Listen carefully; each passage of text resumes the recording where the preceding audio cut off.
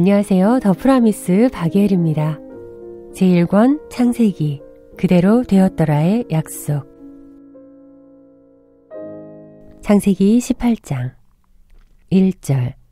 여호와께서 마물의 상수리 나무들이 있는 곳에서 아브라함에게 나타나시니라. 마물의 상수리 나무들이 있는 곳은 13장에서 롯이 떠난 후에 여호와께 단을 쌓은 곳입니다. 그곳에 하나님께서 다시 나타나셨습니다. 환상으로 보여줘도 모르고 할례의 증표를 보여줘도 못 알아들으니 이제는 실제로 눈앞에 방문하십니다. 올라가셨던 하나님께서 다시 내려오셨습니다. 2절에 눈을 들어본즉 사람 셋이 맞은편에 서 있는지라. 그가 그들을 보자 곧 장막문에서 달려나가 영접하며 몸을 땅에 굽혀라고 합니다. 세 사람이라고 하는데 19장 1절에 보면 두 천사라고 합니다. 그러면 다른 한 분은 누구실까요? 앞서 살레망 멜기세덱 제사장을 만났던 아브라함입니다. 아브라함은 알아보았던 것 같습니다. 내 주여라고 부르며 몸을 땅에 굽힙니다. 전혀 예상치 못한 시간에 갑작스러운 방문을 하셨습니다. 날이 뜨거울 때 밝은 대낮에 찾아오셨습니다. 소돔과 고모라에는 저녁이 가셨지만 아브라함에게는 날이 뜨거울 때 밝은 대낮에 찾아오셨습니다. 심판이 목적이라면 바로 소돔으로 가셨을 텐데 아브라함을 찾아오신 것은 이유가 있습니다. 구속사 때문입니다.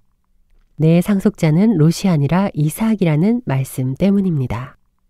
5절에 내가 떡을 조금 가져오리니 당신들의 마음을 상쾌하게 하신 후에 지나가소서. 당신들이 종에게 오셨음이니이다. 그들이 이르되 내 말대로 그리하라 라고 합니다.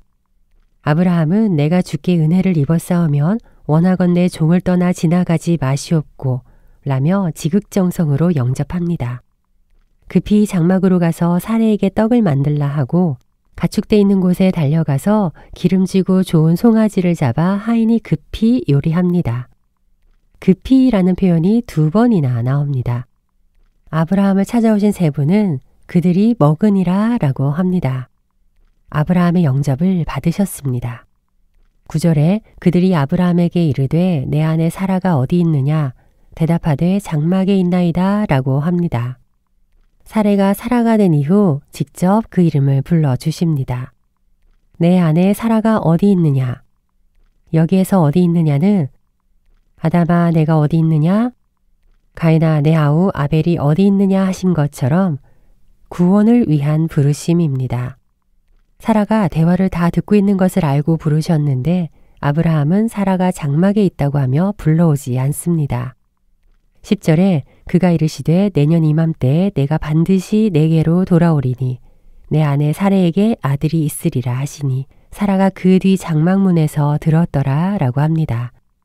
17장 21절에 이미 하나님께서는 내 언약은 내가 내년 이 시기에 사라가 내게 낳을 이삭과 세우리라 말씀하셨습니다. 그때는 아브라함이 엎드려서 속으로 웃었는데 이번에는 사라가 속으로 웃습니다. 12절에 사라가 속으로 웃고 이르되 내가 노쇠하였고 내 주인도 늙었으니 내게 무슨 즐거움이 있으리오 라고 합니다. 분명히 내년 이맘때 오신다고 말씀하셨습니다. 그러나 아브라함은 대접에만 신경 쓰고 있으니 이번에는 사라에게 직접 말씀하십니다. 사라가 속으로 한 말까지 다 알고 계신다고 하십니다. 그러니 장막 뒤에서 몰래 대화를 엿듣다가 놀란 사라가 두려워서 주님 앞에 나옵니다. 14절에 여호와께 능하지 못한 일이 있겠느냐? 기한이 이를 때에 내가 내게 돌아오리니 사라에게 아들이 있으리라 2번이나 강조하십니다. 이 말씀에 사라가 나와 변명합니다. 내가 웃지 아니하였나이다. 아니라 내가 웃었느니라. 그래서 아들 이삭의 이름이 웃음입니다. 이 웃음은 기쁨의 웃음도 있지만 조롱의 웃음도 있습니다. 이삭은 그 웃음을 기억하라는 의미입니다. 아브라함도 사라도 완전한 믿음이 아닙니다. 그러나 이삭을 위해 두 사람에게 끝까지 은혜를 베푸십니다. 히브리서 11장 11절에 믿음으로 사라 자신도 나이가 많아 단산하였으나 잉태할 수 있는 힘을 얻었으니 이는 약속하신 이를 미쁘신 줄 알았음이라고 합니다. 약속하신 분은 하나님이십니다. 여호와께서 능하지 못한 일이 있겠느냐. 아브라함은 이 말씀을 훗날 그랄 왕에게 아내를 보내고 나서야 깨닫습니다. 아비멜렉의 태가 낳친 모든 여자들의 태가 아브라함의 기도로 열리게 하십니다. 16절에 그 사람들이 거기서 일어나서 소돔으로 향하고 아브라함은 그들을 전송하러 함께 나가니라 라고 합니다. 창세기 11장에도 함의 후손들이 바벨탑을 쌓기 시작할 때 삼위 하나님께서 사람들이 건설하는 성읍과 탑을 보려고 내려오셨습니다. 홍수 심판에는 내려오지 않으셨던 삼위 하나님께서 소돔과 고모라 약이 끝에 달했기 때문이 아니라 아브라함의 조카 롯을 구원하시려고 내려오셨습니다. 아브라함이 눈치를 채고 따라갑니다. 롯은 여전히 그곳에 살고 있습니다. 17절에 여호와께서 이르시되 내가 하려는 것을 아브라함에게 숨기겠느냐고 합니다. 여호와께서 하시려는 일을 아브라함에게 숨기지 않겠다고 하십니다. 여기에서 아브라함을 택하신 이유를 밝힙니다. 하시려는 일은 정의와 심판입니다. 예수님은 구원자이지만 또 한편으로 심판주이십니다.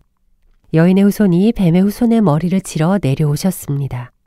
죄를 다스릴 수 있는 유일한 선은 오직 예수님 뿐입니다. 그런데 그 하시려는 일을 아브라함에게 드러내셨습니다. 19절에 내가 그로 그 자식과 권속에게 명하여 여호와의 도를 지켜 의와 공도를 행하게 하려고 그를 택하였나니 이는 나 여호와가 아브라함에게 대하여 말한 일을 이루려 함이니라 라고 합니다. 지금까지 아브라함에게 주신 복은 너는 복이 될지라 였습니다. 또 아브라함의 자손이 무별처럼 많아지고 사방에 땅을 주리라고 약속하셨습니다. 그 약속을 믿은 아브라함에게 그 믿음 하나만으로 그의 의라고 칭해 주셨습니다. 이제 복이 된 사람의 사명을 구체적으로 일러 주십니다. 여호와의 도를 지켜 의와 공도를 행하게 하는 사명입니다. 이것이 예수 그리스도의 길입니다. 예수님은 왕이자 선지자이자 제사장입니다.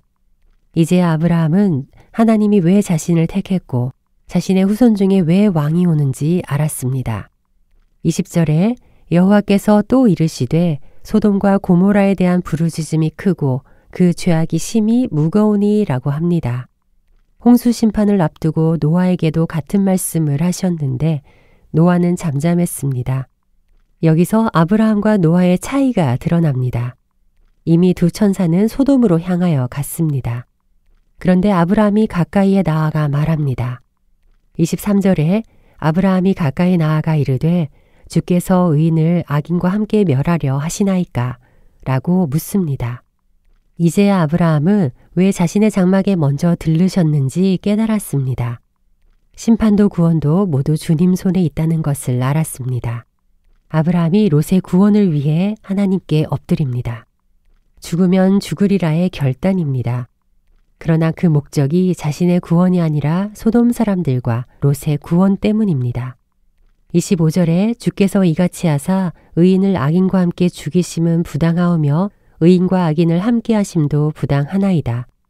세상을 심판하시는 이가 정의를 행하실 것이 아니니이까 라고 말합니다. 아브라함은 정확하게 예수님의 사역을 꿰뚫었습니다. 아담의 후손으로 오실 예수 그리스도의 세계는 심판이 목적이 아니라 한 사람이라도 돌이킨다면 죽이지 않고 살릴 것이라는 것을 믿었습니다. 의인 50명, 45명, 40명, 30명, 20명, 10명. 그 숫자에는 롯과 그 가족이 포함되었습니다. 아브라함은 적어도 그렇게 믿고 싶었습니다. 10명이 없어서 심판할 수 없는 상황에서도 19장 26절에 하나님이 아브라함을 생각하사 롯을 그 엎으시는 중에서 내보내셨더라 라고 합니다. 27절에 나는 티끌이나 재와 같사오나 감히 주께 아뢰나이다 라고 고백합니다. 티끌은 아담의 재료입니다. 너는 흙이니 흙으로 돌아갈지라. 그 더스트입니다. 아담에게 주신 말씀입니다. 또한 재는 회개할 때 뒤집어 쓰는 것입니다. 아브라함은 자신을 티끌과 재라고 고백합니다. 아브라함이 아내에 대해서는 불신이 있고 아내의 몸에서 나올 여자의 후손에 대한 소망은 없지만 아들처럼 생각하는 롯을 생각하니 자신의 전적 무능을 깨닫습니다. 비록 나는 흙으로 돌아가는 티끌이지만 영원한 하나님은 그 롯을 살릴 수 있다는 고백입니다. 33절에 여호와께서 아브라함과 말씀을 마치시고 가시니 아브라함도 자기 곳으로 돌아갔더라 라고 합니다. 결국 의인 10명이 없어서 소돔과 고모라는 멸망할 수밖에 없지만 아브라함 한 사람의 기도 때문에 롯과 그 가족들을 구원하십니다. 홍수 심판 때에도 내려오지 않으셨던 하나님께서 아브라함의 그 기도를 들으시고 심판하려고 천사를 소돔과 고모라에 보내신 것이 아니라 롯의 가족을 구원하시기 위해 천사들을 보내셨습니다.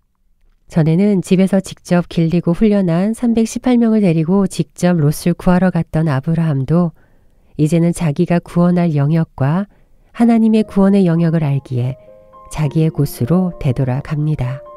오늘은 여기까지입니다. 감사합니다. 우리 내일 또 만나요.